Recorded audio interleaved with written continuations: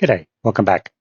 This is the second video in what is turning into a series on the empty square sacrifice. In the previous video, we looked at the general idea behind an empty square sacrifice, which is exactly what it says on the can, and I went into the software side of it to try and explain how you could use a combination of Scoutfish and Python chess and Skid versus PC to find and have a look at such sacrifices, which are very interesting.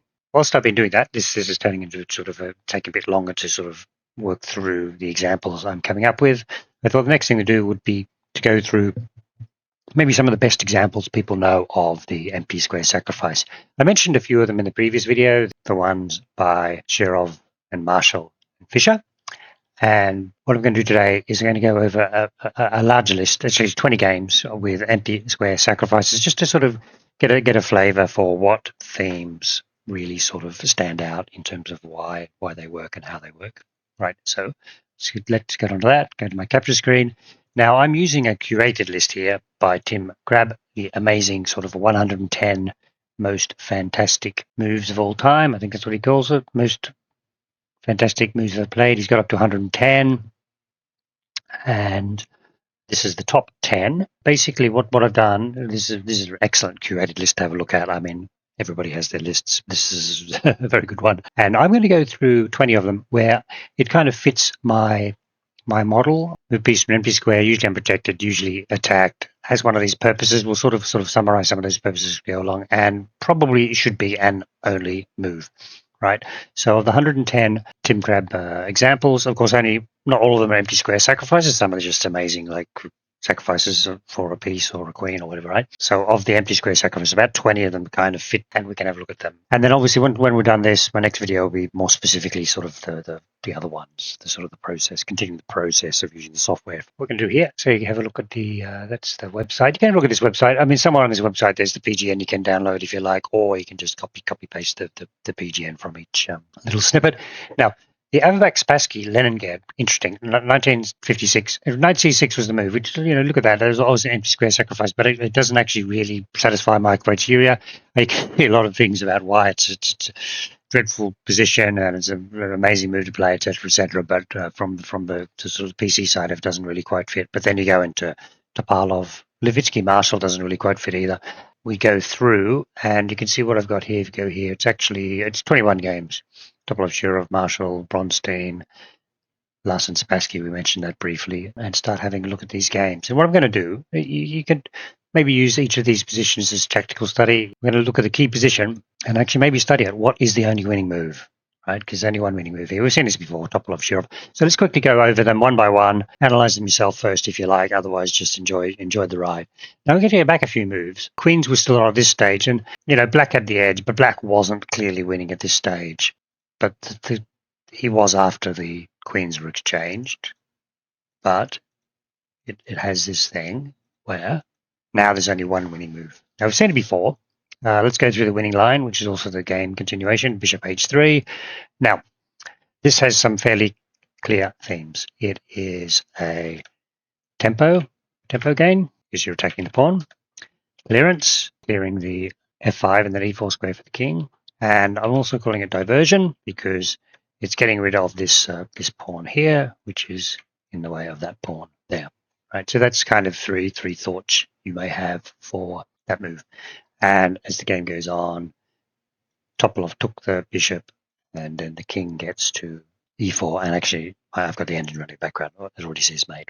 Okay. So let's go back and have a look at why is that the only move? Now, obviously, the king can't advance any other way. So to get to e4 as quickly as that, had to do it with the bishop move. If the bishop moves somewhere else, say the other line of going is bishop e4. So the bishop moves to e4, kind of serves the same purpose, attacking the pawn.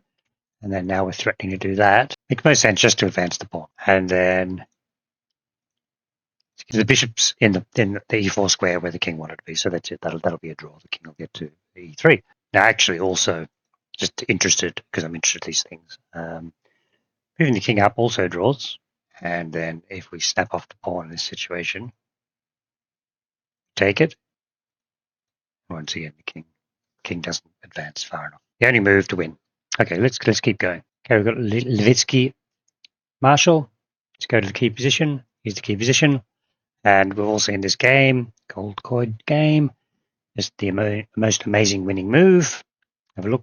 Can't find it. Try and find it. So the only thing here is that as against all those other moves also win. So you just have to bear that in mind. Obviously, the winning move is so spectacular compared to any other moves. Just quickly cover it again. So you move the queen to g3. We're attacking the queen. Maybe change the color. Attacking the queen. Attacking the h2 pawn with mate. Still threatening a check on e2. I've pointed out the arrows with the rooks there, that if either pawn takes the queen, then that opens up the file, and then the rook will cover the square with deadly consequences. A few of the lines. Queen takes, check, check, and she's got a material advantage. H pawn takes, it's mate. F pawn takes, check, then mate. Let's say F pawn advances, check, and mate. Most lines end up as mate, and there is that line where it's just like +6 to black. Okay, cool. So that is Levitsky-Marshall. Let's keep moving on. Next game I have here is Kholmov-Bronstein from 1964 is the position. I think now we're getting on to games which maybe you have not seen before. So just to study. Unfortunately, the spoiler is they're all empty square sacrifices. There's only one winning move here, which was played by Kholmov. Okay, so it is knight to c6. I show there king to b1 doesn't work. Now this is where I get why wouldn't king b not work? So this is where I've done this edge case video. So I really like looking into what's the difference in these positions. So let's see what happens in the game continuation. And you can see I've highlighted what's going on there. We're threatening the queen, we're threatening the knight, we're threatening the bishop, so the queen can't release control of the bishop. So therefore, there's really only one logical move, take the knight off. So now that has got the knight out of the way, so we can play e5. Bishop can't move off the diagonal because we mate on g7. There's a couple of continuations here. Bishop g5 check was played. Basically just give back the piece, and then we'll go through that. But I think the most logical move here is actually, what if knight takes e5? Knight comes back. So what have we achieved there? And you'll see it's a clearance sacrifice. We've freed up this square. So now knight e4. Once again, we're attacking the bishop twice. Best move is to block. That way, this is just amazing. White is just crushing through. Threatening mate. How are we going to block it? Okay, protect against mate. Queen's off. Check. And to see all this way, if you take that pawn, then there's unstoppable mate, right? So that's one possibility. That is, we go back to this position. Knight takes e5, bishop takes e5. That also looks okay. So now f6, threatening mate. So we'll have to take back with something. Bishop takes f6, and now pawn cannot advance, and there's no way of stopping mate. You have to, give back the piece, snap it off. Still threatening mate. Can block with the pawn, and so on. But f6 or f5, basically totally winning for white. So that's really interesting. So this one we can see once again, it was definitely diversion. We diverted a defending piece, the knight, and then the clearance was definitely we were opening up these squares, e4 and even potentially e4, so that the knight could use it, the bishop could use it, the diagonal could be open. So I thought that was a really interesting one. So let's go back to the game continuation where Bronstein played bishop g5. Obviously, we just snapped that off. So now material's even again, and still black is in a bad way. f6. So this is that defensive resource along the second rank. And once again, we've got this. There's only one winning move. Attack the queen. What's going to happen now? Queen better stay in the second rank. Retreat our rook. Take the knight. Now it's just the king protected. Knight moves back. Doubling up. And now the threats are to advance to g7. Blocked by interference. Take with the rook. And take the pawn. It's an amazing combination. This is just an amazing game. Can't release from the second rank. Okay, so black gave up the rook and took the bishop off, and well, apart from a killing attack, white is now the exchange up. Okay, I really like that. We go all the way back to this position here. Knight c6, knight c6, knight gets pulled away, pawn gets pushed, knight goes to e4, bishop can go to d3. A lot of tactics going on there, which obviously Kholmov had to see his way through. Okay, let's move on to the next game. Hindle-Mohring. Now this reminds me enormously of Topalov-Shirov. Have a look. There's only one winning move, as usual with these things. It's all about, tempos and distractions and so on. And it is indeed bishop to e3. So what's happening with bishop to e3? We're gaining a tempo, we're attacking the pawn, and once again we're diverting a pawn away from a file where it's blocking another pawn. So let's do the logical thing. Let's just take it, which is not what happened. Then there's just no defense because the white bishop's guarding that as the last square, and this pawn's just going to march through, right? So that doesn't work. What was played, one of several possibility moves, king takes h6. Let's see how this goes. Same continuation. It's all about getting our queen. We have a queen. Grab the bishop. So this looks a little bit tricky. Obviously, we're on a stalemate him, but here's a nice maneuver. He's got an extra pawn, so he can't do anything about it, and he gets checkmated. Right, so let's go back to the original position. Why is bishop 3 e3 the only winning move, though? Let's see what happens if g4 was played. Just give another line. There's a few moves we draw here, but king f5 is actually given. Right, so now we're in a bind because the pawn is going to drop. If we played bishop e3 now, let's do that. That's the most logical variation. Then we just pick up this pawn, and that's obviously heading to a draw.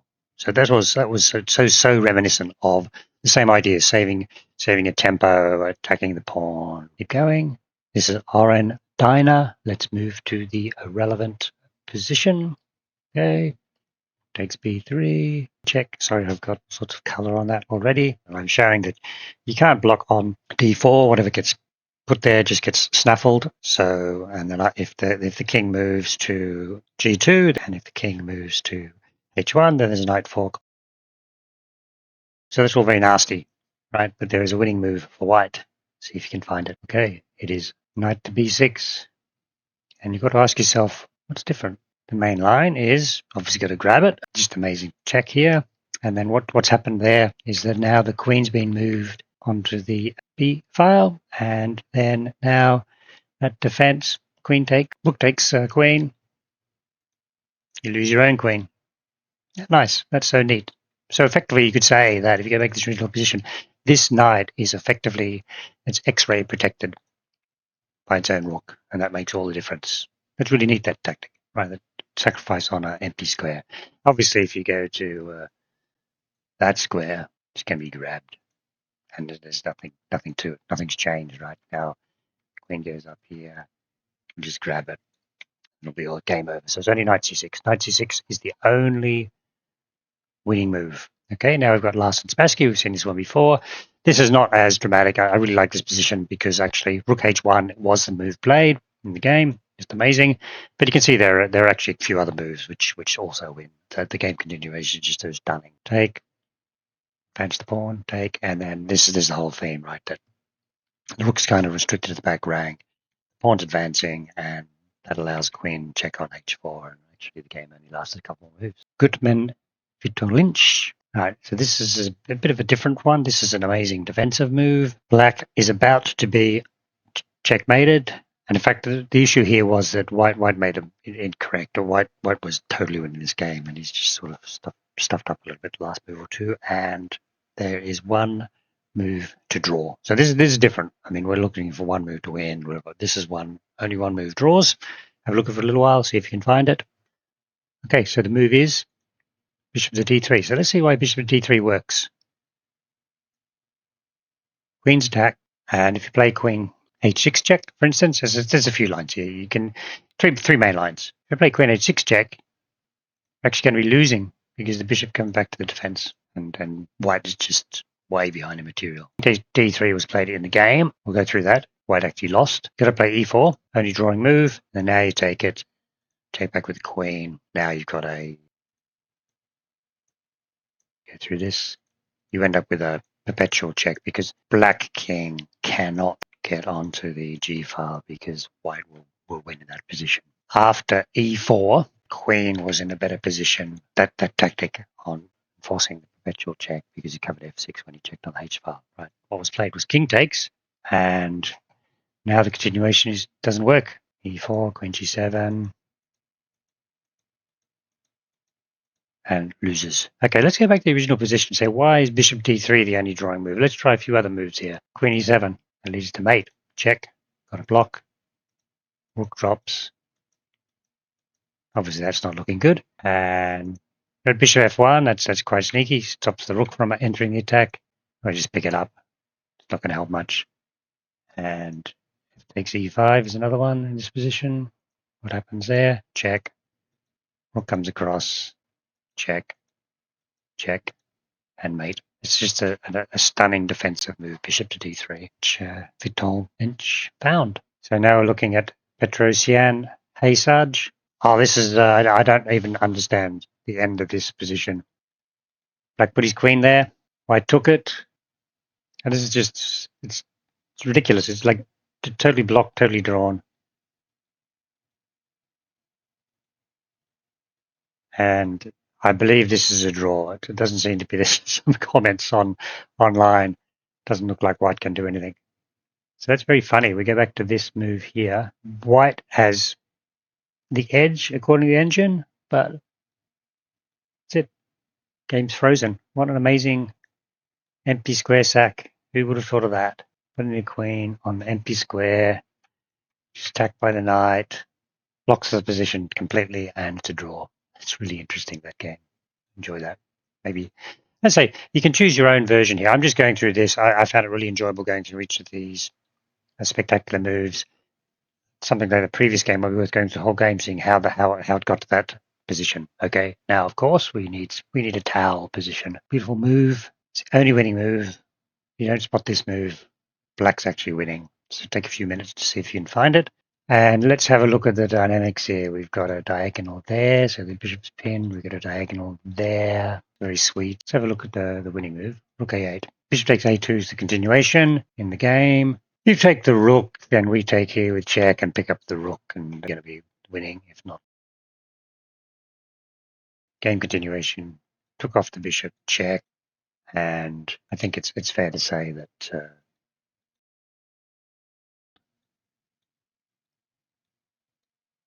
look at the continuation. Resigned here. Continuation by the engine is king across. Rook e1 check. And then now we've got the checkmating pattern, so that's pretty much all over. Although it does appear to be giving up the knight, blocking with the bishop saves you for a little while. Let's go back to this position here. What's White's second best move? The bishop takes d5 check. Queen takes d5, and Black's just a piece up. It's like one line. What else we got? Nothing else. I mean, basically, Tal had to play rook a8 check and he wins. That's a really nice combination by Tal. Let's keep moving on. Timman-Kasparov. This is really funny. Actually, I'm going to skip this from analysis perspective. You can have a look at yourself. Just knight f6 is quite a funny move. It's not winning though, right? It's not the only move. So just skip over that one.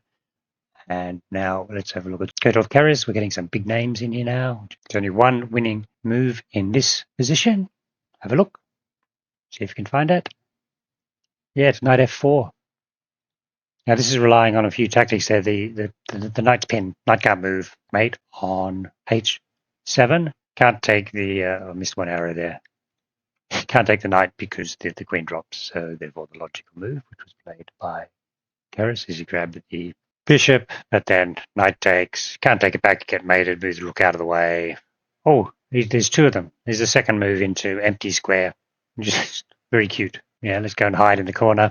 Obviously threatening lots of terrible mates now. Rook e7 was played. I mean, there's not really much to do here. Check. Game continues. F5. Castle to kingside. That's nice.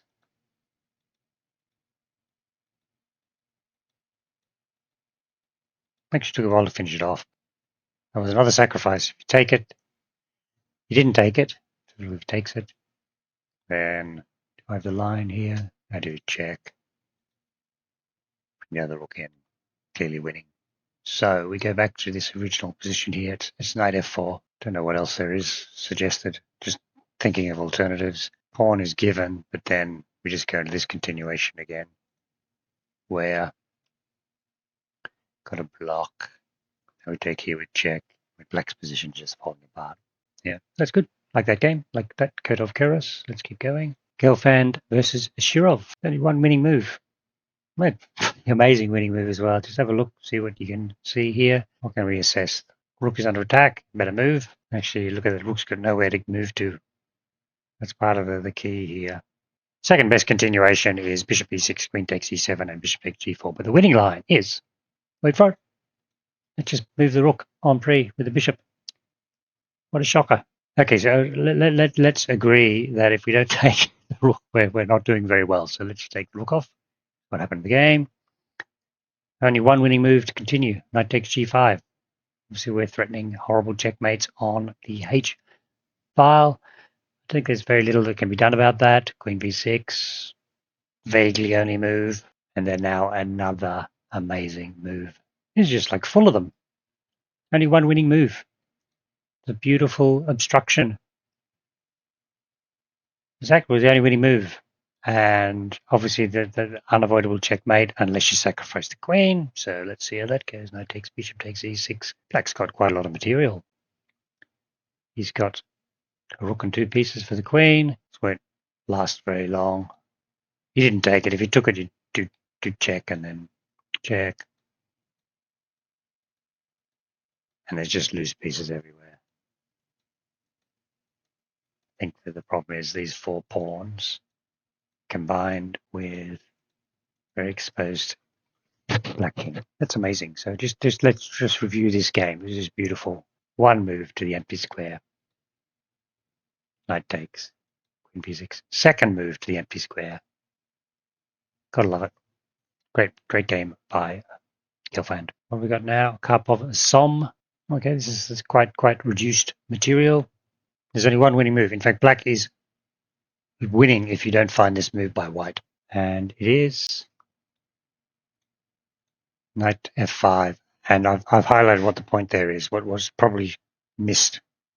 It's actually this opening up the diagonal to allow an absolutely killer check on h2. And now it's kind of, that's it. I was resigned. There's no defense. He takes f5, queen h2 check, knight, and just take up pieces. Yeah, to mate in 5, right? So if you didn't find knight g5 and you say, yeah, let's do. In fact, that was the blunder. Knight f8 was the blunder. Knight g5. I've got this line. Get it up here. Knight g5 was winning because that tactic doesn't work. Why doesn't it work? What happens if you go knight f5? You just grab it. Do this check, which worked before. Well, first of all, this square is empty. Okay, love that tactic by Karpov. From 1977. Got another one here with Taimanov-Larsen. Only one winning move was played. So let's have a look. Bishop g4. I will take it.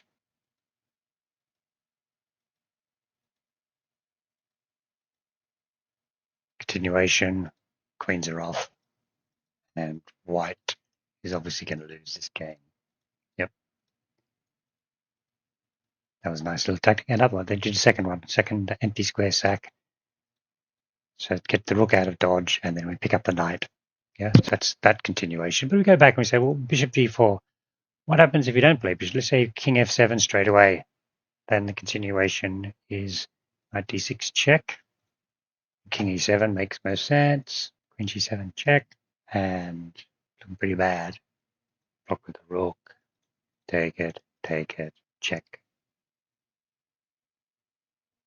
And white's winning. Getting the bishop out of the way. Avoided that tactic. Now we've got Mason-Winawer from 1882. It's pretty nice. Oh, this is a fairly straightforward tactic. See if you can spot it. It's not the only winning move, but I like this type of tactic, and it's an older game, so we'll give these guys credit. So move played, which wins, is rook to b7, check. Now, the rook's overworked, and the problem is if you take with the king, then we now have some very nasty discovered checks. In fact, the rook ends up being overworked. You've obviously got enough material advantage to work with. That's a nice, sweet little tactic by Mason against Winawer. Bellon versus Garcia. Oh, this is I remember seeing this. This was just amazing, right? There's only one winning move. Everything else draws because you sort of it'll end up being a perpetual check or something like that. The white king is a bit trapped, and he's got some threatening pawns. However, one winning move, absolute stunner. What is it? Rook to g2. So If you take it, take the rook, and obviously we have a knight fork. Can't take the rook. And if you can't take the rook, you're going to get checkmated, or you're going to have to give up the queen for a rook and a pawn. Just have a look at a continuation given, for instance. It's actually given as the best move. Anyway, let's try queen c1, see what happens. Check. I have to take the knight because it's a mating net. Go back. Rook's covering. Pawn's covering. And the check's a killer. And you can't do anything about it. So it's very clever. A very clever end to that game. Next one. Vyzmanvin versus Sorokin. Position we're looking at. I would say one winning move, but there's definitely one strongest move. Let's call it one winning move, right? And have a bit of a look. And let's see what it is. What all the tactic going on here? Knight c6. So it's a clearance. It's attacking the bishop as well. Let's see how it continues. Okay, what happens if you take the knight like that? Queen g4 check. King h8. He takes f6. If you move, it's terrible. So you back the queen. Then that'll be check. That's a killer. And if you took it, then obviously take it. That's check, and you'll be mated, right? So this knight is also where it came from, opening the diagonal. Went out, so go there. So can't take it. Move played was king to h8. Let's see how that goes. Still take on f6. Retreat the bishop back. Can't lose the bishop. And then basically get rid of the dark squared bishop. Move the rook around. Don't know how you're defending that. Oh, that was a way to try and get out, but there's no chance there. Check. Can't take it because that'll be discovered. You just lose pieces everywhere. Okay, that was nice. Nice little tactic. Next one is Ruzakov-Verlinsky. Oh, this is very early in the game. This is a funny one. Only one winning move. There's a few empty square sacs you could consider, but only one of them wins. Because it's the forcing one. What's the most forcing one? If he doesn't do this forcing one, white will just casually take that b pawn. It'll be over. So, of course, it is queen to e7. Absolutely stunning. Forced to take it. Black's getting his queen back. He will be taking a rook, and that is game over. That's amazing, that move. The position we're in. Yeah. Don't know what white did to get in that position, but the fact that queen e7 is the only winning move is amazing. Another Timman-Van Wijgerden.